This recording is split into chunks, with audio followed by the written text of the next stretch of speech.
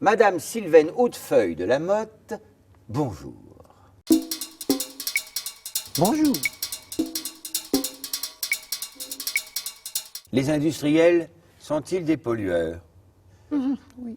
Madame Sylvaine Hautefeuille de la Motte, vous êtes militante auprès de l'association écologiste Blue Dream Red War, spécialisée dans la dénonciation et la lutte contre les impacts environnementaux des activités chimiques industrielles. C'est bien cela. Madame Hautefeuille de la Motte, quels sont précisément les faits que vous reprochez à l'industrie chimique? Comme s'il était encore nécessaire de le rappeler.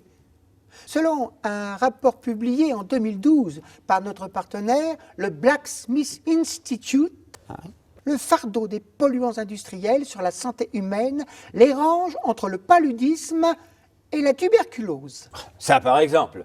Mais de quel point de vue exactement? Eh bien, si on analyse les effets sur les populations des polluants industriels les plus répandus, plomb, mercure, chrome et l'amiante essentiellement, il est possible de calculer un indice, le DALY, Le DALY. DALY, D-A-L-Y, Le DALY. qui mesure le nombre d'années de vie humaine perdues, soit à cause du décès des personnes, soit à cause de la qualité de vie réduite. Et combien d'années de vie sont-elles ainsi perdues à cause de cette pollution industrielle? L'OMS indique que 17 millions de DALY lui sont imputables, Oh. contre 14 millions seulement pour le paludisme et 25 millions pour la tuberculose. Sur l'ensemble, 765 000 DALY sont attribués à la fabrication de produits chimiques. Mais ces années perdues ou en incapacité, combien de personnes concernent-elles? Environ 125 millions de personnes. Essentiellement dans les pays en voie de développement.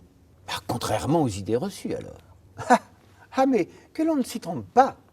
Même en Europe, le secteur de la chimie continue d'émettre nitrates et phosphates via l'agriculture, CFC, PCB et autres métaux lourds, sans parler du CO2. Et il y a encore du travail à faire pour que le principe du pollueur-payeur soit inscrit dans la charte de l'environnement. J'ai tout de même noté qu'entre 2001 et 2004, les 2/3 des 50 polluants industriels suivis à l'échelle de l'Europe avaient vu leurs émissions diminuer. Seulement 54 kilos de benzène en 2010 sur tout le territoire français. Écoutez, l'agence de notation Echem Research classe l'industrie chimique parmi les secteurs économiques les moins durables après les pétroliers et les gaziers. Mais il est vrai que la fabrication des produits chimiques arrive loin derrière le recyclage des batteries en plomb, les activités minières ou la fabrication de produits électroniques. Et il est vrai aussi que l'industrie elle-même ne peut être accusée de tous les maux. Le consommateur ayant lui aussi une part de responsabilité dans le devenir des déchets. Oui, mais ça, mon petit monsieur, c'est un argument un peu trop facile. Comme si l'on dédouanait les marchands d'armes sous prétexte que ce ne sont pas eux qui, appuient sur la gâchette. Non, monsieur. Pour que les industriels deviennent vraiment responsables, il faut maintenir la pression sur eux. Maintenir la pression. Madame de la Motte, merci.